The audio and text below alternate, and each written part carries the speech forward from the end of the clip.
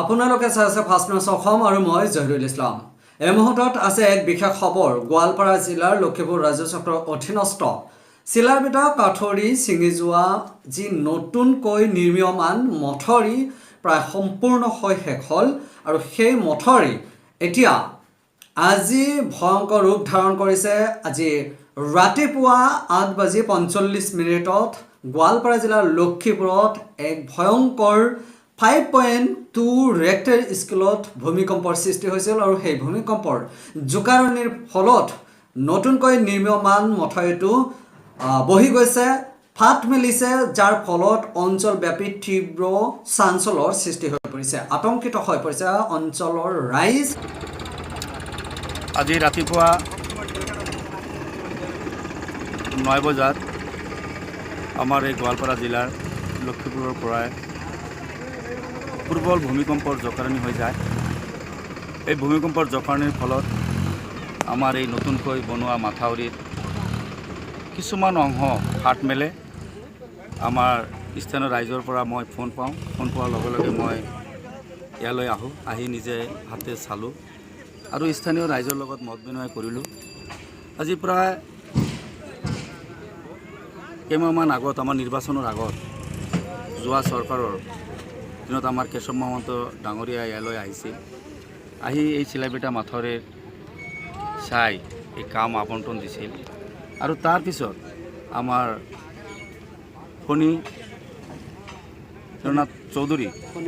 ফণীভূষণ চৌধুৰী ডাঙৰীয়াই ইয়াতে আহি এই কামৰ শুভ উদ্বোধন কৰে। স্থানীয় ৰাইজ আছিল আৰু যেতিয়া এই যোৱাবাৰ বানপানীৰ সময়ত এই মাথাউৰি ভাঙি গ'ল, ইয়াৰ স্থানীয় ৰাইজ দিনে ৰাতি আৰু আমাৰ চৰকাৰৰ ফালৰ পৰা সবল প্ৰচেষ্টাৰ ফলত আমি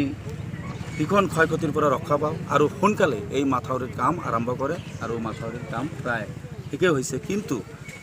কিছুমান ৰাইজৰ অভিযোগ মতে যে ইয়াৰ স্লোপটো আৰু অলপ দিব লাগিছিল, দিলে হয়তো এই মাথাউৰিটো আৰু ভাল হ'ল হয়। আৰু এতিয়া যদি বানপানীৰ সময়ত আকৌ যদি এই মাথাউৰিৰ যিটো স্লোপ আছে এইটো যদি ভাঙি যায় আৰু আজি যি ভূমিকম্প হ'ল, ভূমিকম্পত বহুত ঠাই ফাট মেলিছে। আমি চৰকাৰৰ ওচৰত দাবী জনাইছোঁ যে চৰকাৰৰ ফালৰ পৰা আহি এই বিভাগৰ মন্ত্ৰী ডাঙৰীয়া, আমি তেখেতক জানো আমাৰ অসমৰ মাননীয় মুখ্যমন্ত্ৰী ডক্টৰ হিমন্ত বিশ্ব শৰ্মা ডাঙৰীয়াৰ যি নেতৃত্বত যি টীম তৈয়াৰ হৈছে, এই টীমে দিনে ৰাতি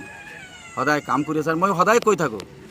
ৰাইজৰ সেৱাত আমাৰ চৰকাৰ সদায় ব্যস্ত। এই বিভাগৰ মন্ত্ৰী মাননীয় পীযুষকান্তি হাজৰিকা ডাঙৰীয়া দিনে ৰাতি গোটেই অসমৰ গৰাখহনীয়া অঞ্চলবিলাক ভ্ৰমণ কৰি আছে আৰু তেখেতক মই দাবী জনাইছোঁ তেখেতে এবাৰ আহি আমাৰ এই ঠাইখিনি চাওক আৰু এই মাথাউৰিৰ বুজ লওক আৰু এই প্ৰবল ভূমিকম্পৰ ফলত যিখিনি ক্ষতি হ'ল তেখেতে বিভাগীয় যিবিলাক কৰ্মচাৰী তেখেতক নিৰ্দেশ দিয়ক, আহি তদন্ত কৰি যাওক আৰু তেখেতো এবাৰ আহিব। আৰু মই নিজেও তেখেতক আহ্বান জনাম তেখেত যাতে আহে, নিশ্চয় তেখেত আহিব আৰু আপোনালোকৰ লগত স্থানীয় মত বিনিময় কৰিব আৰু এই মাথাউৰিৰ যাতে কোনো ধৰণৰ কোনোবাই যদি ইয়াৰ এই মাথাউৰিৰ কামত কোনোবাই যদি কোনো পইচা হৰলগি কৰি থাকে এইটো তদন্ত কৰা হ'ব আৰু উচিত শাস্তি পাব। ধন্যবাদ। আমি জনাইছোঁ ফাষ্ট নিউজ অসমৰ দৰ্শকক যে এই দৃশ্য আপোনালোকে দেখি আছে, এই দৃশ্য হৈছে চিলাৰবিটাৰ দৃশ্য। চিলাৰবিটাত এনেকৈ ভয়ংকৰ ৰূপ ধাৰণ কৰিছে নৱনিৰ্মিত অৰ্থাৎ নতুনকৈ নিৰ্মিত কৰা যি মঠৰি আছিলে, এই মঠৰিৰ দৃশ্য আপোনালোকক আমি দেখুৱাইছোঁ। এনেকৈ ভয়ংকৰ ৰূপ ধাৰণ কৰিছে আৰু এই ধৰণেই ব্যাপক চাঞ্চল্যৰ সৃষ্টি হৈ পৰিছে। ভয়াৱহ ৰূপ ধাৰণ কৰাৰ পাছতে তীব্ৰ প্ৰতিক্ৰিয়া আৰু চাঞ্চল্যৰ সৃষ্টি হৈ পৰিছে অঞ্চলব্যাপী সাধাৰণ জনতাৰ। আপোনালোকে যি দৃশ্য দেখি আছে এই দৃশ্য হৈছে মঠৰিৰ দৃশ্য আৰু এনেকৈ মঠৰিটো বহি গৈছে। বহি যোৱাৰ লগে লগে অঞ্চলব্যাপী তীব্ৰ প্ৰতিক্ৰিয়াৰ সৃষ্টি হৈ পৰিছে। আমি দেখুৱাই আছোঁ একেদৰে এই অঞ্চলব্যাপী এতিয়া জনতাই ভিৰ কৰিছে, কাৰণ যোৱাবেলি অৰ্থাৎ 2020 চনৰ 6 জুলাই তাৰিখে মঠৰি ছিঙি গৈছিল, যাৰ ফলত অঞ্চলটোৰ জলেশ্বৰ সমষ্টি আৰু গোৱালপাৰা পশ্চিম সমষ্টিৰ প্ৰায় 10 লাখ লোকৰ মাজত তীব্ৰ অসুবিধাৰ সন্মুখীন হৈ পৰিছিল। সেই অঞ্চলৰ ৰাইজ অসুবিধাৰ সন্মুখীন হৈ পৰিছিল, অঞ্চলব্যাপী ব্যাপক হাহাকাৰ সৃষ্টি হৈ গৈছিল। 2020 চনত যেতিয়া মঠৰি ছিঙি গৈছিলে তেতিয়া প্ৰায় 4 গৰাকীকৈ লোক বানপানীৰ কবলত পৰি অকালতে মৃত্যুক আঁকোৱালি লৈছিল। একেদৰে গৰু, হাঁহ, ছাগলী, ভেড়া, বকৰি সকলো মৃত্যুক আঁকোৱালি ল'বলগীয়া হৈছিল। আনকি বিধ্বস্ত হৈ পৰিছিল খেতি পথাৰ, শস্য সকলো। ৰাইজ কেম্প বান্ধি থাকিব লগা হৈছিল, শ্বেল্টাৰ দিছিল চৰকাৰে, কোটি টকা ব্যয় কৰিছে চৰকাৰে। প্ৰথম কথাটো ক'ব লাগিব যিখন মথাউৰি ইতিমধ্যে আপোনাৰ কৰিলে নিৰ্মাণ কৰিলে মথাউৰিখন ভালদৰে কৰা হোৱা নাই। 1 নম্বৰ কথা আপুনি চাব পুৰণি মথাউৰিখন কিমান ষ্ট্ৰং আছিল, কিমান পুৰণি আছিল, তাৰপিছতো ভাঙি গৈছে আৰু ইমান আপোনাৰ কামত বহুত অৱহেলা হৈছে, দুৰ্নীতি হৈছে, বেয়া কম দুৰ্নীতি হৈছে বুলি ক'ব লাগিব। কাৰণ আপুনি চাওক বানপানী অহাই নাই, বানপানী জাষ্ট এটা নমুনাহে দেখা পাইছোঁ আৰু এইখিনিতে যদি আপোনাৰ মথাউৰি যদি তলফালে তেনেকৈ যদি দ হৈ যায় তেতিয়াহ'লে আপুনি চাব 1 মাহ পিছত যেতিয়া আপোনাৰ পূৰা ফ্লাড হৈ যাব, ফ্লাড হ'লেতো এই মথাউৰিখন ভাঙি যোৱাৰ পূৰ্ণ সম্ভাৱনা থাকিব। গতিকে এইখিনিতে ক'ব লাগিব যিসকলে ইয়াত দুৰ্নীতিৰ লগত জড়িত আছে, যিসকলে কাম কৰিছে, ঠিকাদাৰে কওক, SDO কওক, চবেই ইয়াত দিন ৰাতি থাকিব লাগে, মোৰ মতে থাকিবই লাগিব। কাৰণ যদি নাথাকে আৰু ইয়াত চাব আপোনাৰ ইয়াত কি কাম চলি আছে, এনেকুৱা কাম দিতো নহ'ব। ইয়াত মাটি দি আছে এনেকৈ বস্তাই বস্তাই মাটি দি কাম নহ'ব। ইয়াত বৈজ্ঞানিক পদ্ধতিতে কাম কৰিব লাগিব আৰু বৈজ্ঞানিক পদ্ধতিত যদি কাম নকৰে এই মথাউৰি কেতিয়াও আপুনি ৰখাব নোৱাৰে। কাৰণ পুৰণি মথাউৰি ইতিমধ্যে ক'ল হাজাৰ হাজাৰ মানুহ গৃহহীন হ'ল, কিমান মানুহ এতিয়া আপোনাৰ কিমান মানুহ গৃহহীন হৈছে তাৰো কোনো হিচাপ নাই। চৰকাৰে ইয়াৰ হিচাপ ৰাখিব লাগে আৰু কিমান মানুহ ক'ত আছে, বৰ্তমান কেনেকৈ আছে, সেইসকল মানুহৰ কোনো উদ্দেশ্য, কোনো আপোনাৰ খবৰ লোৱা নাই, কোনো খোজ খবৰ ৰখা নাই চৰকাৰে। গতিকে আজি এইখিনিতে মই এটাই ৰিকুৱেষ্ট কৰিম, আমাৰ স্থানীয় বিধায়কক ক'ম, আমাৰ MPকো ক'ম আৰু চৰকাৰক এটাই আহ্বান জনাম যে আপোনালোক ইমিডিয়েট ইয়াত একশ্যন ল'ব লাগে। নহ'লে কিন্তু আমি ইয়াৰ কাৰণে এই লকডাউনৰ সময়ত কিন্তু তীব্ৰ প্ৰতিবাদ কৰাৰ কাৰণে ৰেডি হৈ থাকিম। কাৰণ আমি প্ৰতিবাদ নকৰিলে আমাক তেনেকৈ নাচায়। কাৰণ আমি আপোনালোকে ভালকৈ জানে আমাৰ এই ধুবুৰী লোকসভা কওক, আপোনাৰ গোৱালপাৰা ডিষ্ট্ৰিক্ট কওক, চৰকাৰে মাহীৰ চকুৰে চাই আহিছে। গতিকে আমাক যদি অসমৰ যদি চৰকাৰে কেনেকৈ মাহীৰ চকুৰে চাল, 3 মাহৰ ভিতৰত আপোনালোকক পইচা দিছে, মথাউৰি কৰিবলৈ দিছে, তাৰপিছত ইয়াৰ পূৰ্বে যিসমূহ মথাউৰি ছিঙি গৈছিলে 6 বছৰ 7 বছৰ লাগিছিলে। আপুনি মোৰ কথা শুনক, আপুনি আপাৰত যাব, আপাৰত যেতিয়া মথাউৰি বন্ধে আপোনাৰ এনেকৈ মাটি দি মথাউৰি আপোনালোকে কি কৰিছে? আপুনি আজি দুৰ্নীতিৰ অভিযোগ উঠাইছে, আপোনালোকে ইয়াৰ তদন্ত ল'ব লাগিছিলে। আপুনি এগৰাকী সমাজৰ উদীয়মান যুৱ সমাজকৰ্মী হিচাপেওতো আপোনাৰ ইয়াত উচিত আছিল যে চাবলৈ, মাহে মাহে আহি চাব লাগিছিল কোনে কিমান দুৰ্নীতি কৰি আছে, সেইবোৰলৈ অভিযোগ দিব লাগিছিলে। অভিযোগটো মই সেইটোৱে দি আছোঁ না, মথাউৰি যেনেকৈ বনাইছে মথাউৰিখনতে ভালকৈ বনোৱা হোৱা নাই, ইয়াত দুৰ্নীতি হৈছে। দুৰ্নীতিৰ কাৰণে আৰু বৰ্তমান যিটো অৱস্থা হৈছে ইয়াৰ কাৰণে চৰকাৰে ইয়াত মানুহ আপোনাৰ SDO আহি থাকিব লাগে, ইয়াত আপোনাৰ পৰ্যবেক্ষণৰ কাৰণে মানুহ পঠিয়াব লাগে। আৰু ইয়াত যদি এনেকৈ মাটি দি আপোনাৰ যদি মথাউৰি ৰখাব বিচাৰে তেনেকৈ ৰখাব নোৱাৰে। গতিকে ইয়াত আপোনাৰ কি বৈজ্ঞানিক পদ্ধতিৰে বল্ডাৰ এতিয়াও সময় আছে, বল্ডাৰ দিব লাগিব। কাৰণ বানপানী আপোনাৰ এতিয়াও 1 মাহ পিছত বেছি হ'ব। কাৰণ বৰ্তমান যিটো পৰিস্থিতি হৈছে ইয়াত যদি আপোনাৰ বৈজ্ঞানিক পদ্ধতিত যদি বল্ডাৰ যদি আপোনাৰ ইয়াত যদি হেৰি নকৰে তেতিয়াহ'লে এই মথাউৰি ৰখাব নোৱাৰিব। গতিকে আমি আহ্বান জনাইছোঁ চৰকাৰক, যদি অতি সোনকালে ইয়াত যদি বৈজ্ঞানিক পদ্ধতিত যদি আপোনাৰ মথাউৰিখন ৰখাৰ ব্যৱস্থা নকৰে তেতিয়াহ'লে আমি সমূহ ৰাইজে এই লকডাউনৰ মাজত আমি প্ৰতিবাদ কৰিবলৈ কাৰণে ৰেডি হ'ম। ৰাইজ আপোনালোকে ৰেডি আছে নে নাই? গতিকে চৰকাৰক আহ্বান জনাইছোঁ অতি শীঘ্ৰে ইয়াত আহিব লাগে, ইয়াত ভালকৈ প্ৰটেকশ্যন দিব লাগে, যাতে আমি পৰৱৰ্তী সময়ত যাতে আমাৰ এই দুখীয়া মানুহখিনি যাতে গৃহহীন হ'ব লগা নহয়। এইবেলি যদি এই মথাউৰি পুনৰ নিৰ্মাণ হোৱাৰ পাছত পুনৰবাৰ ছিঙি যায় তেতিয়াহ'লে একেডখা হৈ পৰিব অঞ্চলটোৰ ৰাইজৰ, ফলত হাহাকাৰ পৰিস্থিতিৰ সৃষ্টি হৈ যাব। আৰু এই ভয়াৱহতাৰ ওপৰত লক্ষ্য কৰি অঞ্চলব্যাপী তীব্ৰ প্ৰতিক্ৰিয়া আৰু চাঞ্চল্যৰ সৃষ্টি হৈ পৰিছে। যেতিয়াই ৰাতিপুৱা এনেকুৱা এক ভয়ংকৰ ৰূপ ধাৰণ কৰিছে মথাউৰি, আৰু এই মথাউৰিৰ এনেকুৱা ৰূপ ধাৰণ কৰাৰ পাছতে তীব্ৰ প্ৰতিক্ৰিয়া সৃষ্টি হৈ পৰিছে, একেদৰে চাঞ্চল্যৰ সৃষ্টি হৈ পৰিছে, আতংকিত হৈ পৰিছে অঞ্চলটোৰ ৰাইজে। আৰু অঞ্চলটো আজি পৰিদৰ্শন কৰে বিজেপিৰ এগৰাকী সক্ৰিয় কৰ্মী তথা বিজেপি নেতা ওছমান গনি। আৰু ওছমান গনিয়ে অঞ্চলটোত গৈ পেলাই, অৰ্থাৎ এই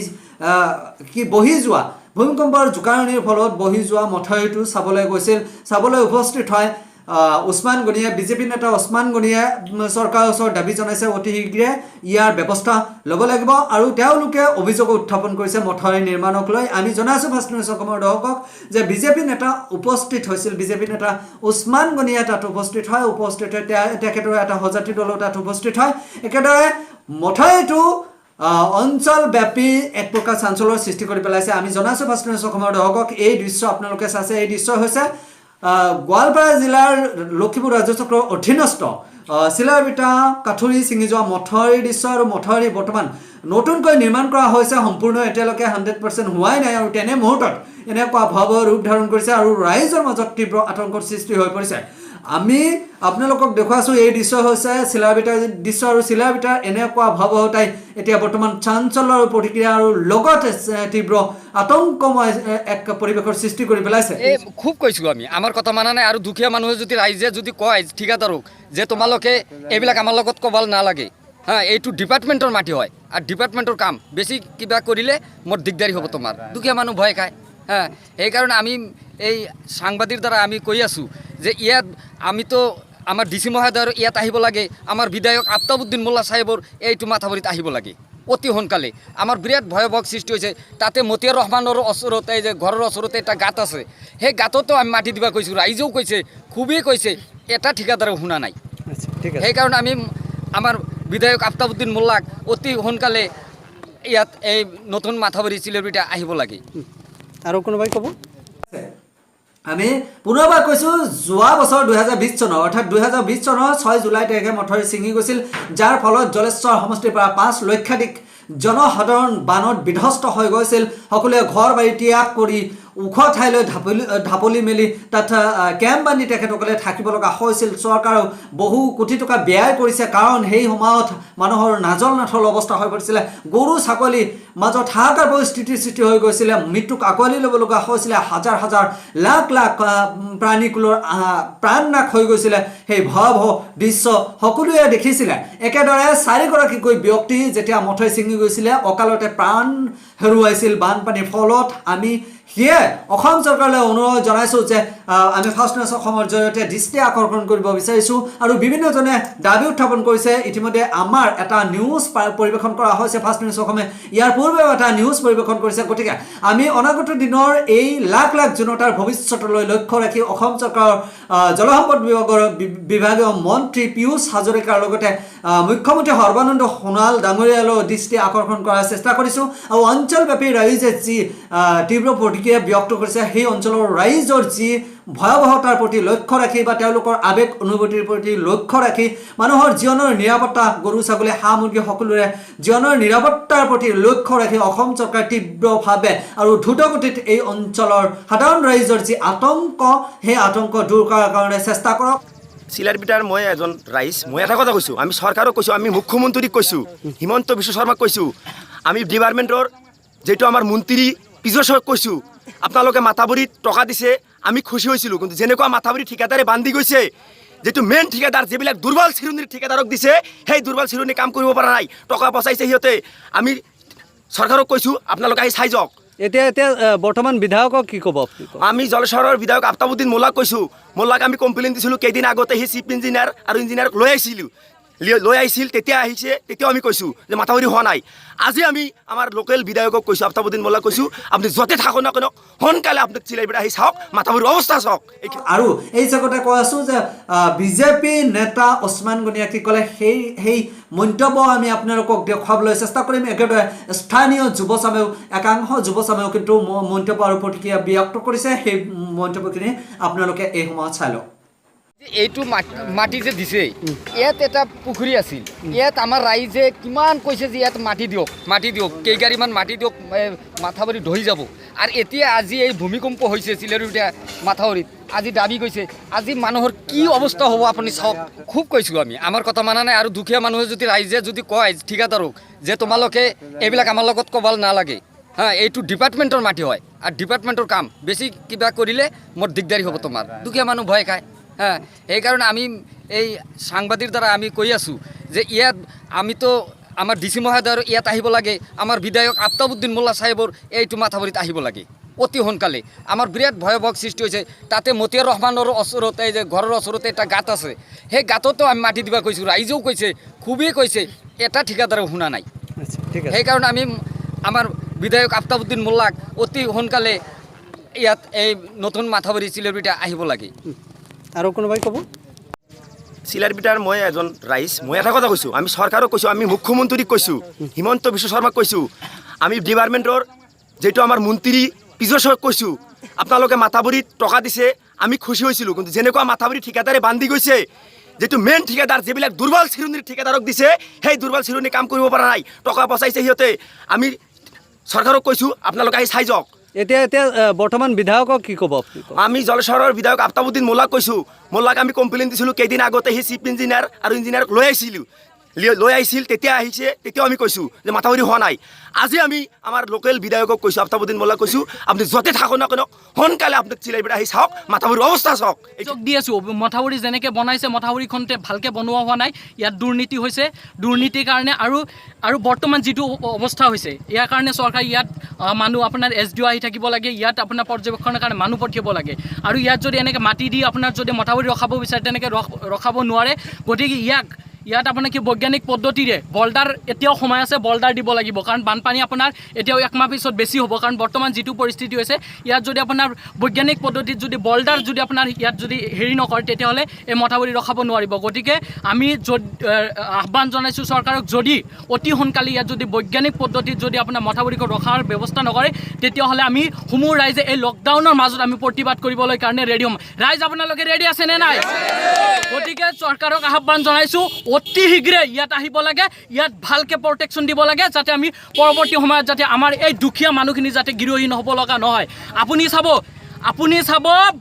আপোনাৰ বিভিন্ন ধৰণৰ চেনেলত আপুনি চাব এই মানুহখিনি যেতিয়া বেলেগ ক'ৰবাত গৈ বসতি স্থাপন কৰিব এই মানুহখিনিক বিভিন্ন নামেৰে উপহাস কৰা দেখা যায় বাংলাদেশী বুলি কয় কিবা কোৱা হয় গতিকে আপুনি এতিয়া চিন্তা কৰক এই আজি যদি মথাউৰিখন ভাঙি যায় এই মথাউৰি ভাঙাৰ ফলত এই মানুহখিনি ক'ত যাব যেতিয়া আপোনাৰ ক'ৰবাত গৈ বসতি স্থাপন কৰিব লাগিব এই মানুহখিনিক কি কোৱা হয় বাংলাদেশী বুলি আখ্যা দিয়া হয় বিভিন্ন নামেৰে উপহাস কৰা হয় গতিকে চৰকাৰক সকীয়াই দিব বিচাৰিছোঁ চৰকাৰে যদি ইয়াত যদি বিহিত ব্যৱস্থা নলয় তেতিয়াহ'লে আমি জংগী আন্দোলন কৰাৰ কাৰণে ৰেডি থাকিম ৰাইজ আছেনে নাই আজি ৰাতিপুৱা 9 বজাত আমাৰ এই গোৱালপাৰা জিলাৰ লক্ষীপুৰৰ পৰাই প্ৰবল ভূমিকম্পৰ জকাৰণি হৈ যায় এই ভূমিকম্পৰ জকাৰণিৰ ফলত আমাৰ এই নতুনকৈ বনোৱা মাথাউৰিত কিছুমান অংশ ফাট মেলে আমাৰ স্থানীয় ৰাইজৰ পৰা মই ফোন পোৱাৰ লগে লগে মই ইয়ালৈ আহি নিজে হাতে চালোঁ আৰু স্থানীয় ৰাইজৰ লগত মত বিনিময় কৰিলোঁ আজি প্ৰায় কেইমাহমান আগত আমাৰ নিৰ্বাচনৰ আগত যোৱা চৰকাৰৰ দিনত আমাৰ কেশৱ মহন্ত ডাঙৰীয়া ইয়ালৈ আহিছিল আহি এই চিলাইবিটা মাথাউৰিৰ চাই এই কাম আবণ্টন দিছিল আৰু তাৰপিছত আমাৰ ফণীভূষণ চৌধুৰী ডাঙৰীয়াই ইয়াতে আহি এই কামৰ শুভ উদ্বোধন কৰে স্থানীয় ৰাইজ আছিল আৰু যেতিয়া এই যোৱাবাৰ বানপানীৰ সময়ত এই মাথাউৰি ভাঙি গ'ল ইয়াৰ স্থানীয় ৰাইজ দিনে ৰাতি আৰু আমাৰ চৰকাৰৰ ফালৰ পৰা সবল প্ৰচেষ্টাৰ ফলত আমি ভীষণ ক্ষয়ক্ষতিৰ পৰা ৰক্ষা পাওঁ আৰু সোনকালে এই মাথাউৰিৰ কাম আৰম্ভ কৰে আৰু মাথাউৰিৰ কাম প্ৰায় ঠিকেই হৈছে কিন্তু কিছুমান ৰাইজৰ অভিযোগ মতে যে ইয়াৰ স্লোপটো আৰু অলপ দিব লাগিছিল দিলে হয়তো এই মাথাউৰিটো আৰু ভাল হ'ল হয় আৰু এতিয়া যদি বানপানীৰ সময়ত আকৌ যদি এই মাথাউৰিৰ যিটো শ্লোপ আছে এইটো যদি ভাঙি যায় আৰু আজি যি ভূমিকম্প হ'ল ভূমিকম্পত বহুত ঠাই ফাট মেলিছে আমি চৰকাৰৰ ওচৰত দাবী জনাইছোঁ যে চৰকাৰৰ ফালৰ পৰা আহি এই বিভাগৰ মন্ত্ৰী ডাঙৰীয়া আমি তেখেতক জানো আমাৰ অসমৰ মাননীয় মুখ্যমন্ত্ৰী ডক্টৰ হিমন্ত বিশ্ব শৰ্মা ডাঙৰীয়াৰ যি নেতৃত্বত যি টীম তৈয়াৰ হৈছে এই টীমে দিনে ৰাতি সদায় কাম কৰি আছে আৰু মই সদায় কৈ থাকোঁ ৰাইজৰ সেৱাত আমাৰ চৰকাৰ সদায় ব্যস্ত এই বিভাগৰ মন্ত্ৰী মাননীয় পীযুষকান্তি হাজৰিকা ডাঙৰীয়াই দিনে ৰাতি গোটেই অসমৰ গৰাখহনীয়া অঞ্চলবিলাক ভ্ৰমণ কৰি আছে আৰু তেখেতক মই দাবী জনাইছোঁ তেখেতে এবাৰ আহি আমাৰ এই ঠাইখিনি চাওক আৰু এই মাথাউৰিৰ বুজ লওক আৰু এই প্ৰবল ভূমিকম্পৰ ফলত যিখিনি ক্ষতি হ'ল তেখেতে বিভাগীয় যিবিলাক কৰ্মচাৰী তেখেতক নিৰ্দেশ দিয়ক আহি তদন্ত কৰি যাওক আৰু তেখেতক এবাৰ আহিব আৰু মই নিজেও তেখেতক আহ্বান জনাম তেখেত যাতে আহে নিশ্চয় তেখেত আহিব আৰু আপোনালোকৰ লগত স্থানীয় মত বিনিময় কৰিব আৰু এই মাথাউৰিৰ যাতে কোনো ধৰণৰ কোনোবাই যদি ইয়াৰ এই মাথাউৰিৰ কামত কোনোবাই যদি কোনো পইচা হৰলগি কৰি থাকে এইটো তদন্ত কৰা হ'ব আৰু উচিত শাস্তি পাব ধন্যবাদ সত্য আৰু নিৰপেক্ষ আপোচবিহীন আৰু অপ্ৰতিৰোধ্য সত্যৰ সন্ধানত আমাৰ অবিৰত যাত্ৰা আপোনালোকে চাই আছে ফাষ্ট নিউজ আসাম।